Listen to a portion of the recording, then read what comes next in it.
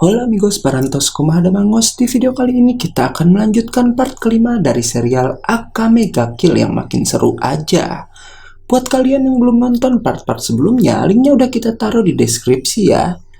Oke, tanpa banyak basa-basi lagi, daripada nanti jadi basi, kita langsung mulai aja.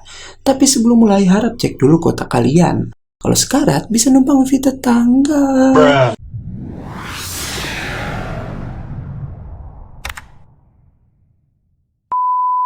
Dokter Stylist menyerang menggunakan manusia-manusia buatannya karena emang ia adalah seorang penemu dan dia jugalah yang udah memodifikasi tubuh si Seryu.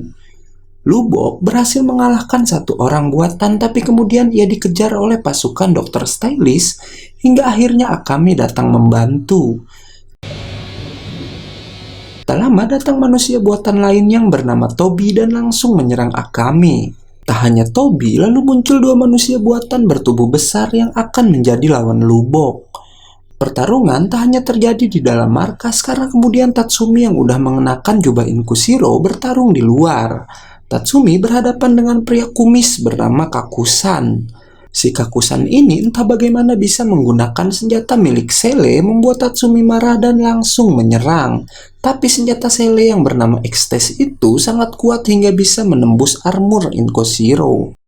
Di sana terbongkar kalau si Dokter Stylist menggunakan para tahanan sebagai pasukannya karena dengan bekerja pada Dokter Stylist, tahanan itu akan mendapatkan keringanan hukuman yang padahal si Stylist hanya menganggap mereka sebagai tikus percobaannya. Saat Tatsumi kewalahan melawan Kakusan, tak diduga Mine datang dengan baju tidur imutnya dan langsung bilang ia muak melihat Kakusan yang menggunakan senjata Sele. Kakusan lalu mencoba menyerang tapi hanya dengan satu tembakan Mine pun berhasil membuatnya musnah.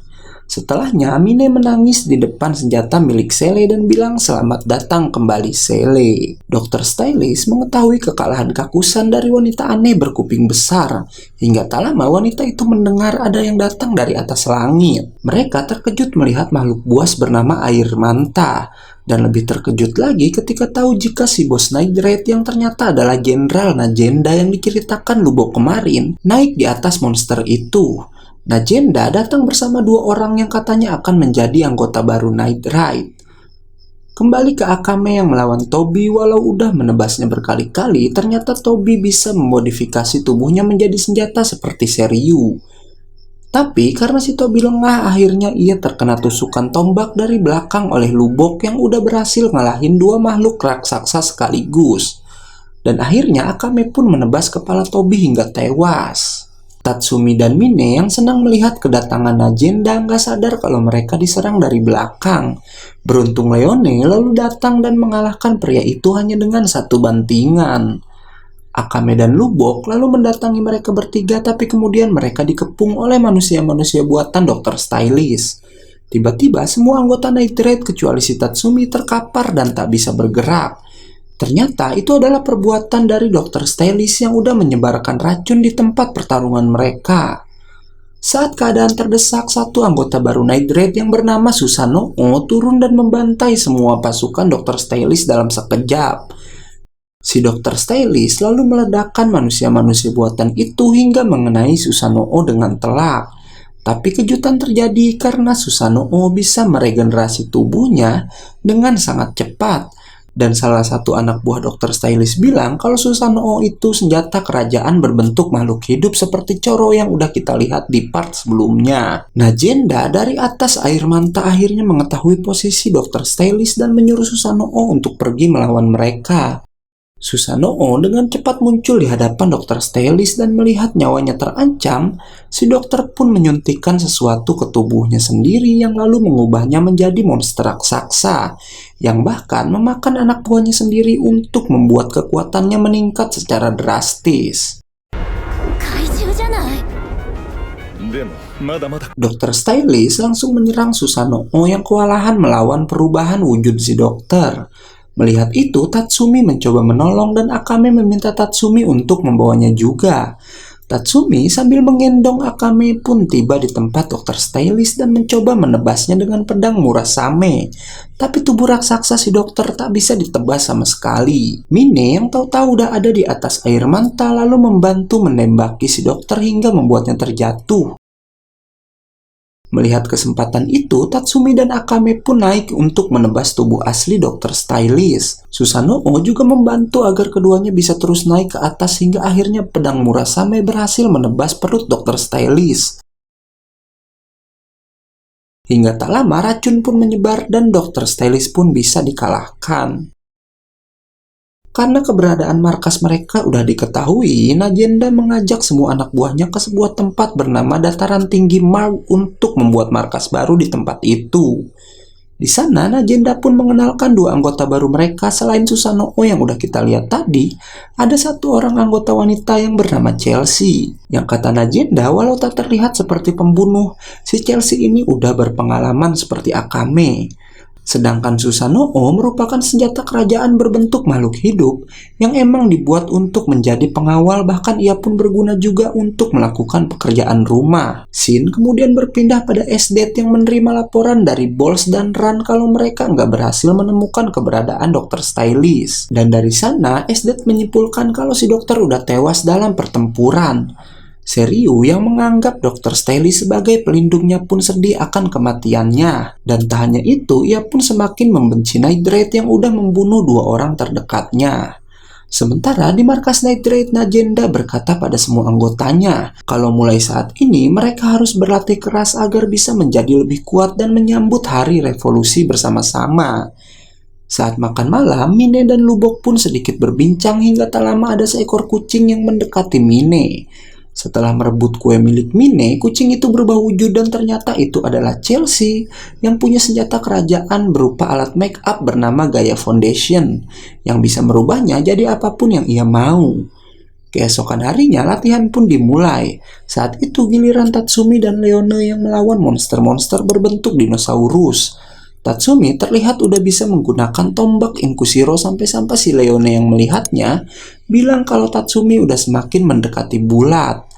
Leone yang juga merasa kalau monster-monster yang mereka lawan tak ada habisnya lalu berkata kalau ia harus menemukan pemimpin mereka. Dan akhirnya Leone pun berhasil menemukannya dan bisa dengan mudah mengalahkan pemimpin dari para monster. Kita lalu akan diperlihatkan pada sekelompok monster berbentuk mirip manusia yang menyerang dua orang penduduk di rumahnya. Kabar itu sampai di telinga Perdana Menteri yang lalu menugaskan Esdet untuk membunuh para monster tersebut. Tapi si menteri pun meminta Esdet membawa beberapa monster hidup-hidup untuk ia teliti. Monster-monster itu lalu menyerang sebuah kereta kuda beruntung Bols lalu datang menyelamatkannya. Lucunya saat Bols berhasil ngalahin para monster, dua orang yang menaiki kereta kuda itu malah takut saat lihat penampilan Bols. Esdet pun berhasil menangkap 3 monster yang akan ia berikan pada Perdana Menteri. Sesampainya di markas, Wave merasa kasihan pada Bols karena orang-orang yang ia selamatkan malah takut kepadanya. Tapi si Bols bilang jika ia bukanlah orang baik, karena dulu ia bertugas untuk membakar suatu desa yang terjangkit virus, bahkan ia juga mempunyai tugas untuk membakar orang yang dihukum oleh kerajaan. Dan katanya jika orang-orang tak menyukainya itu adalah balasan atas perbuatannya. Wave membela Bols dengan berkata jika si Bols hanya menjalankan tugasnya. Hingga kemudian datang seorang wanita cantik bersama anak perempuan yang adalah istri dari Bols. Setelah melihat kebahagiaan mereka, Wave merasa kalau dia udah sia-sia mengkhawatirkan pria bertopeng tersebut. Shin lalu berpindah pada Tatsumi yang berlatih bersama Susanoo. Tak lama Akame datang karena katanya bos mereka menyuruh semuanya berkumpul. Najenda ternyata udah menerima kabar juga tentang serangan para monster dan memerintahkan anggotanya untuk menolong penduduk. Karena katanya walau Jaegers sudah bergerak, jumlah monster yang muncul semakin banyak dan Jaegers tak akan bisa membasmi semuanya. Chelsea sempat mempertanyakan apakah mereka yang adalah pembunuh harus juga membantu para penduduk. Tatsumi menjawabnya walau mereka pembunuh tapi Night tetap berada pada pihak para penduduk. Chelsea berkata seperti itu karena ia mengkhawatirkan anggota Night sebab sebelumnya Chelsea udah kehilangan semua rekannya yang tewas dalam bertugas. Di istana, Esdet berbincang dengan Ran yang katanya menteri sudah meneliti monster-monster itu yang ternyata sebelumnya mereka adalah manusia.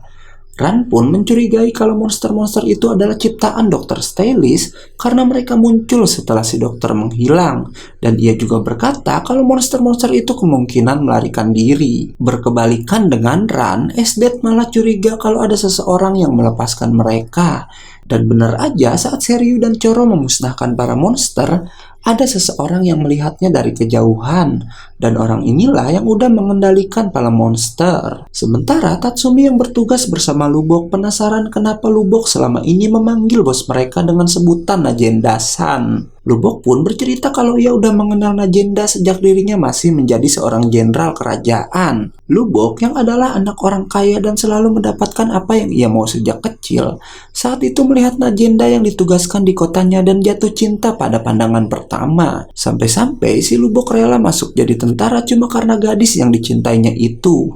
Dan tentu aja alasan Lubok masuk ke Night Raid adalah karena ia mengikuti Najenda, sampai-sampai si Lubok memalsukan kematiannya di kota tempat tinggalnya dulu. Setelah mendengarkan cerita Lubok, Tatsumi merasa sedikit aneh karena pegunungan tempat mereka bertugas sangat sepi dan tak ada monster yang sedang mereka cari. Tatsumi pun memeriksa ke puncak gunung dan tak menemukan apapun di atas sana. Tak diduga saat itu Esdet pun sedang patroli malam seorang diri di pegunungan tersebut.